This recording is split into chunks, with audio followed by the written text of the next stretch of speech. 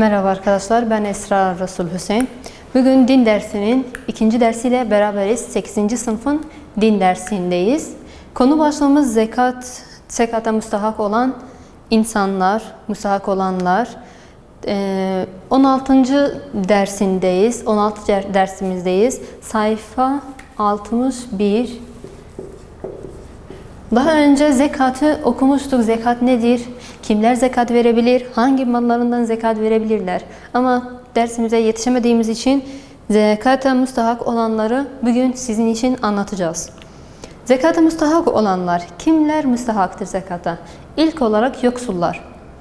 İkinci olarak miskinler, yani düşkünler. Miskin odur ki geçimini sürdürmek kimi kazancı elde ediyor ancak ona yetmiyor.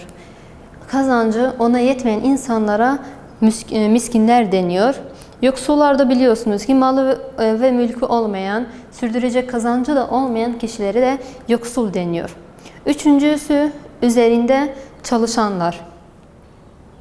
Yani mesela bir vakıf, şimdi biliyorsunuz ki vakıflar, kurumlar çoğaldı. Zenginler oraya mallarını bağışlıyorlar. Onlar da kalkıp fakirlere ya da yoksullara bu malları dağıtıyorlar. Yani sen zekatını heyetlere bağışlıyorsun. Onlar da başka yoksullara bağışlıyorlar. Dördüncü, gönülleri ısındırılacak olanlar. Ve onlar iki sınıflar. O iman etmeyen ki gönüllerin rahat etmekle İslam'a girmeleri umut edilir. Yoksa onların savaşında korunmak için eğer zarar verme güçleri varsa. B şıkkı diyor ki o bölüm Müslümanlardan ki imanları zayıftır. Umutları ki onların uygun eğlenmemiş. Şimdi dördüncü nokta diyor ki gönülleri ısınlandırmamak. Yani gönülden o işi yapmıyorlar. Gönülden demek kazı, yani Allah yolunda yapmıyorlar. Sen bir zekat veriyorsan, bir yardım yapıyorsan, bir sadaka veriyorsan bunu illaki Allah katında, Allah yolunda yapman lazım. Mesela imanı olmayan, İslam olmayan kişiler zekatta yani yardımda bulunuyorlarsa başka ülkelere, başka fakir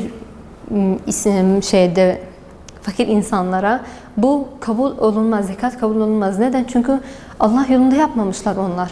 Kendileri yapmışlar yardımı ama Allah'ın katında olmadığı için, Allah yolunda olmadığı için o iyilik zekat sayılmaz. Yani iyilik sayılmaz. O Allah katında sevap sayılmaz. İkincisi de o Müslümanlar ki gönülden yapmıyorlar, Allah yolunda yapmıyorlar. Paraları çok, tamam, insanlara yardım ediyorlar ama Allah yolunda değil. Allah razı olsun diye değil yapmıyorlar bunu. Bu nedenle onların da sevap yazılmaz onlar içinde. Beşinci noktamız ki zekat yapılması gereken kişilerden biri de kölelerdir. Kölelere de zekat yapılır. Altıncı kişi borçlular. Bir insan borçluysa ona zekat verebilirsin, ona yardımda bulunabilirsin. Yedinci, Allah yolunda istenilen, Allah yolunda cihat geniş anlamıyla ki fakirler takdir ettiler ki ifadesi dini korumaktır. Allah kelimesinin yükselmesi içindir. Allah yolunda savaşan kimselere, ki bu o kadar yok şimdiki zamanda. Allah yolunda cihat etmek nasıl? Yani bir grup insan vardır, Allah yolunda cihat ediyor. Yani insanları İslam dinine çağrışım yapıyorlar, çağırıyorlar. Onlara da zekatta bulunabilirsiniz, yani yardımda bulunabilirsiniz.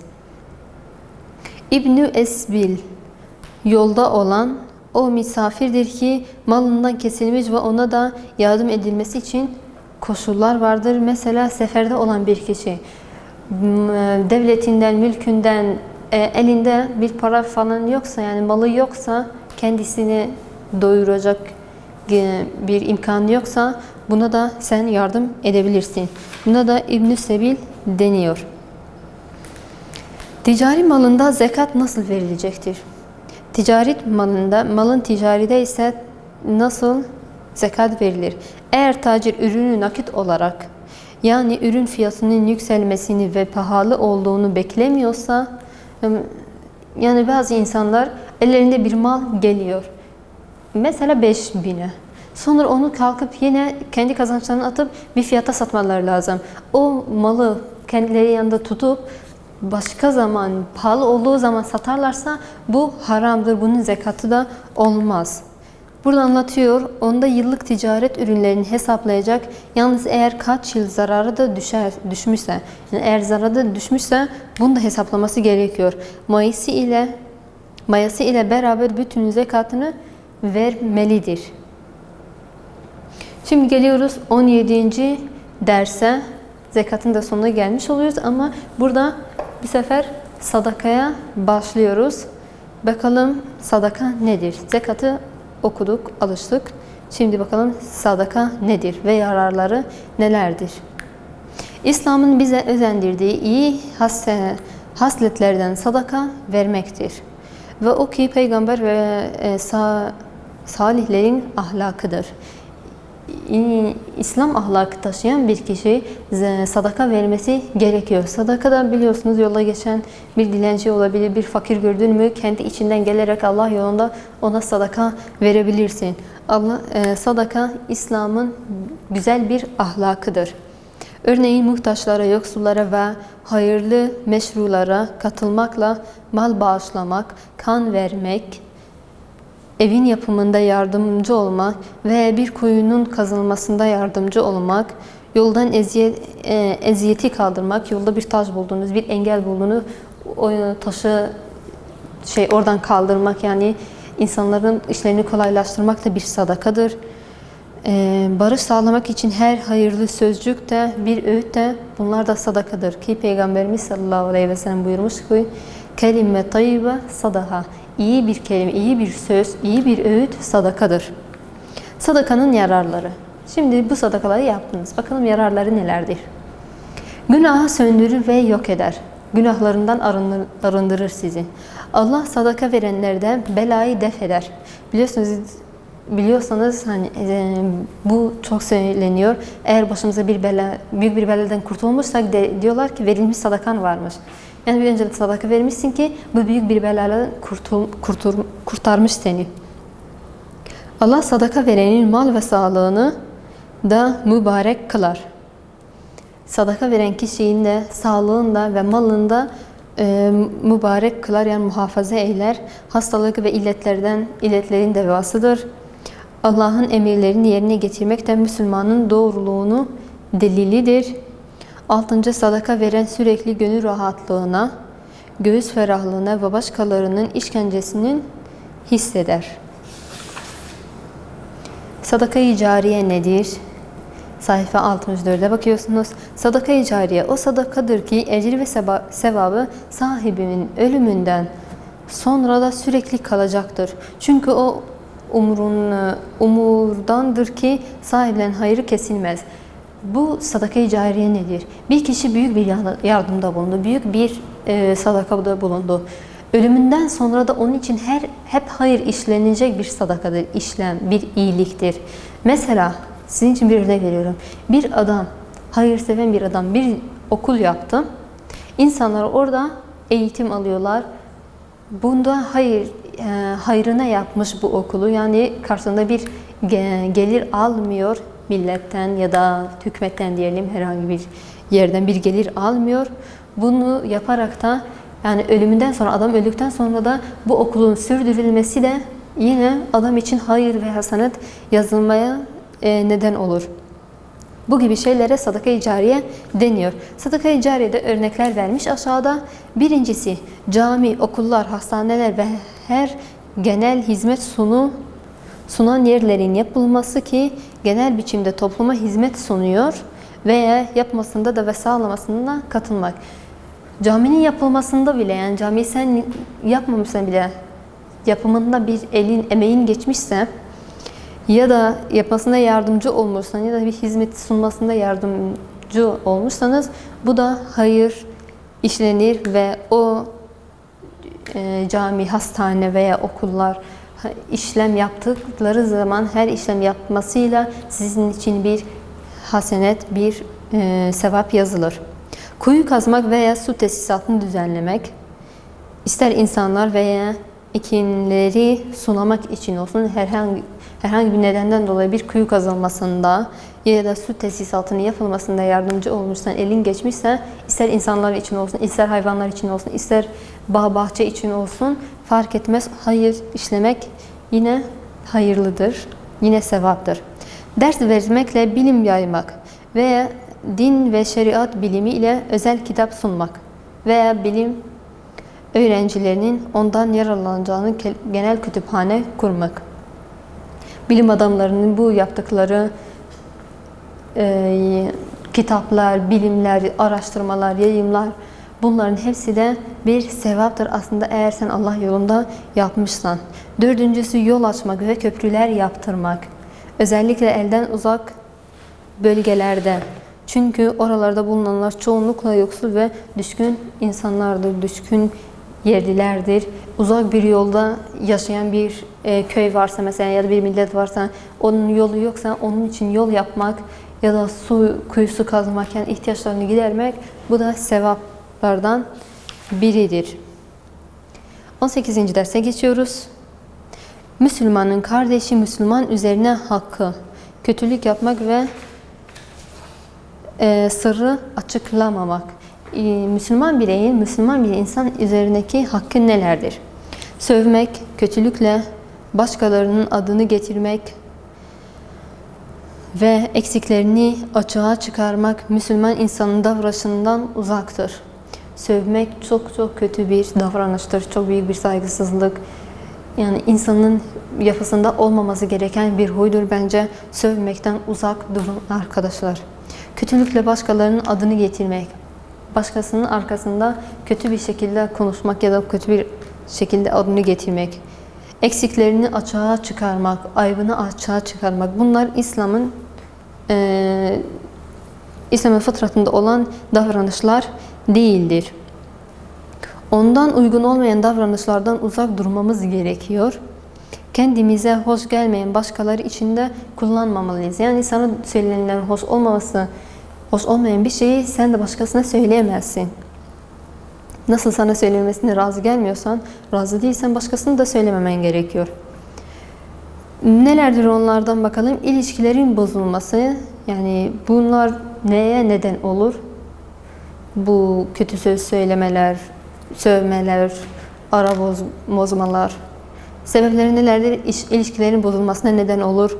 Toplum ve bireyler arasında düşmanlığın güçlenmesi, kişiliğin çökmesi ve lekelenmesi. Bu da önemlidir. Kötü davranış, Müslümanlar kötü davranış neye neden olur? Birincisi ilişkilerin bozulmasına, ikincisi toplum ve bireyler arasında düşmanlığa güçlenmesine, kişiliğin çökmesi ve lekelenmesine neden olur. Sırrı saklamak ve onun açığa çıkarmak. Arkadaşın sana bir sır verdi ve sen o sırrı açığa çıkardın. Bu nedir? Aramızda korunması gereken haklardan biri de sırrı ve eksikliği saklamaktır. Sır saklamak emanettir. Arkadaşın sana bir sır verdiysen o sırrı saklamak zorundasın. O sırrı saklamak zorundasın. Bu senin yanında bir emanettir. O emanete de sahip çıkman gerekiyor.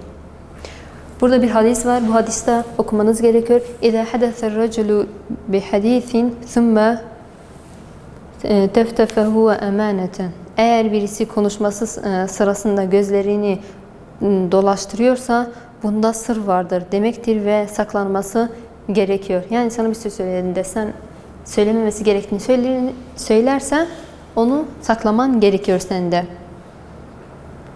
Sırlar da 3 çeşittir.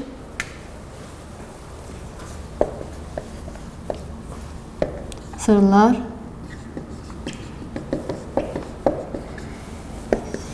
bakalım nelerdir? Onlar ki İslam şeriatının saklanmasına emir buyuruyor. Bir tür de odur ki sahibinin saklanmasını istiyor. Bazı sırlar İslam'ın sana saklaman gerektiğini söylüyor.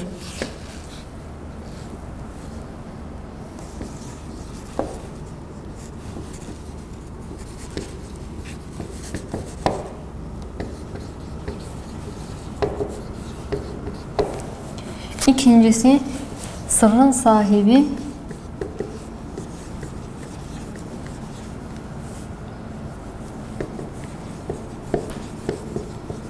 saklanmasını istiyor. Üçüncüsü kimdir? O türdür ki saklanması gerekirken ancak çalışma ve meslek yoluyla açığa çıkıyor. Bu sırrın ne çeşidi? Onda pek ayrılmış değilim. O tür ki saklanması gerekir.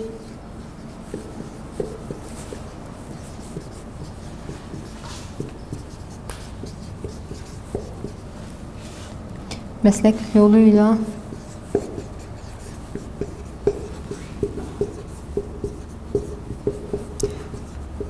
o zaman sizin elinizde bir şey kalmıyor. Çünkü onu istemeyerek meslek gereği açığa çıkıyordur. Şimdi geliyoruz ki 19. derse ihtikar, vurgunculuk. 19. ders İhtikar. İhtikar nedir? Sende olan bir şeyi yalnızca kendin için istiyorsun. Yani bir şey elde etmişsin. O şey sadece sende var ise onun için yani başkalarında olmasını istemiyorsundur. Bu biraz da bencillik gibi bir şeydir. İhtikarlık bakalım İslam'ın dinindeki yeri nelerdir? Kimi kişiler malları çoğalsın diye bireylerin istek duydukları mal ve eşyalarını almaya ve depolamaya kalkacaktır ki fiyatı yükselsin ve onları daha pahalı fiyatlara satsın. Burada ticari üzerinde örnek vermiş bize. Diyor ki o insanlardır ki ellerine bir mal geçmiştir. Onu kendilerinde saklıyorlar. Kendilerine depoluyorlar. Yeri geldiğinde fiyatı yükseldiği zaman onu yüksek fiyata satsınlar. Buna ihtikarlık deniyor. Bu da dinimizde, İslam dininde çok yanlış bir görüntüdür, çok yanlış bir eylemdir. İhtikarın görüntüleri: birinci, azı ihtikar etmek.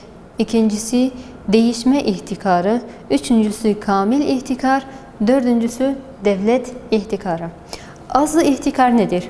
Ve bunda az sayıda üreticilerden veya üretilen birileri bir mal satıcılar ki onlar fiyatın yükseklenmesini etkisi vardır. Bu da az önce verdiğimiz örnekle aynı tutuşuyor. İkincisi değişme ihtikar ve bunda üretici veya belirli bir malı satanın bir müşterisi olacak. O almada ihtikar edecek. Buna da değişim ihtikarı deniyor. Yazmama gerekiyor galiba. Üçüncüsü de kamil ihtikar, dördüncüsü de devlet ihtikarı. Bunun sadece başlarında bilmeniz yeterlidir. İhtikarın tehlikeleri nelerdir? Dünyada sosyal düzenin çoğunluğunda ihtikar düzeni çoğalır.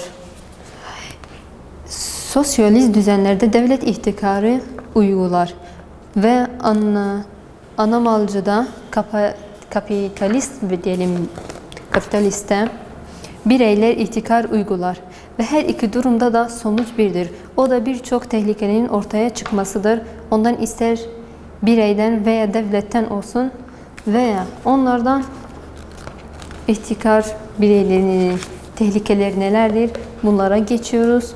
İhtikar bireyler ve devlet arasında şerefli çekememezlik münafesenin ruhunu öldürmeye götürür. Bunları da yazmama gerekiyor aslında. Kitabı kaldırdım yazmak için ama yazmama gerekiyor. İhtikar bireyler ve devletler arasında şerefli çekememezliği yok eder, ortadan kaldırır. Çekememezlik yani münafesenin ruhunu öldürür. İkincisi, ihtikarcı çoğu kez fiyatı bir düzeyde tutmak amacıyla ki fiyatı pazardan inmesini diye bir bölüm eşya malını yakmak veya denize fırlatmakla yok etmek zorunda kalır. Bu pazarlıkla daha çok alakalı olan bir şeydir. Bir malın eğer çok gelirse, sende çok olursa biliyorsun ki fiyatı düşer. Daha ucuz olur. Onun fiyatı düşmemesi için o malı yakması ya da denize atması, yok etmesi. Bu da ihtikarlığın kötü nedenlerinden biridir. İhtikar bireyler arasında kin ve iğrenmenin dağılmasına neden olacaktır. Dördüncü, ihtikarın üzerine işsizlik, pahalılık, enflasyon, kesat, rüşvet ve mahsubiyet, nifak, hırsızlık ve hile gibi sosyal ve ekonomik hastalıklardan birçoğu düşecektir. İslam'ın ihtikara karşı savaşı. Peki İslam ihtikara karşı nasıl savaş veriyor? Onlara bakalım. İslam'ın ihtikara karşı savaşı, İslam dini ihtikar, uygun olmayan kazanç ve insanların azığını, yiyeceğini saklamaya kalkanların karşısında sertlik duruyor. Yani böyle yapan insanların karşısında İslamiyet sert bir şekilde duruyor. Belki de ticarette şeriatsız kazanç peşinde koşanların üzerine Allah ve Peygamber savaş açıyor. Bu ki Kur'an'da geçiyor. Kur'an geçmeden önce bir hadis vardır, diyor ki la yahtek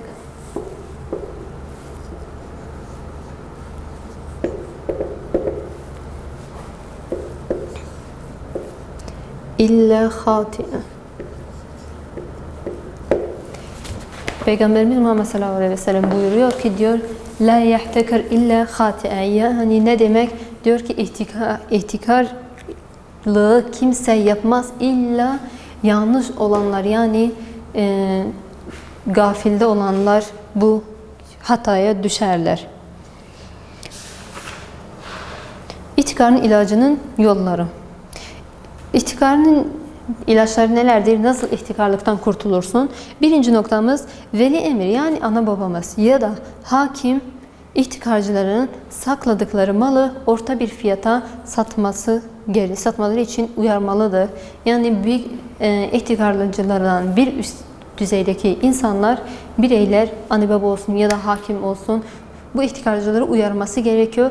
Malı getirip orta bir fiyata satmaları için onları uyarması gerekiyor. İkinci nokta, kimi insanların onu ihtikar ettiği ve pazarda nadir olan, gerek duyulan malı devlet bulundurmalıdır. Bu da ihtikarcılığı yok nedenlerinden biridir. Yani eğer ihtikar yapmalarına fırsat vermemek. Bir mal onlarda sadece bir kişilerde var ise ve onda ihtikarlık yapmak istiyorlarsa, devlet bunun önüne geçmesi için o maldan temin etmesi gerekiyor başka yerlerden ki ihtikarlığa neden olmasın. Bildirilerin neden mallarını artması için ticaret alkışlamak ve diğer devletlerden ticari değişimini, birliğini yapmak. Bu da 4 noktayı da okumanız gerekiyor. İhtikarlığın nedenlerinden biri 4 nokta yapmış ama ilk ikisini ben size açıkladım. Siz de bunu kendiniz gelip evde okumanız gerekiyor. Birincisi demiştik, hakimler ihtikarcıları uyarlaması gerekiyor. İkincisi dedik, devletler ihtikarcılara yol vermemesi gerekiyor. Bunun için o maldan yeterince temin etmesi gerekiyor. Fazla başınızı şişirmeden dersin sonuna gelmek istiyorum. Gelecek derste devam edeceğiz. Görüşürüz.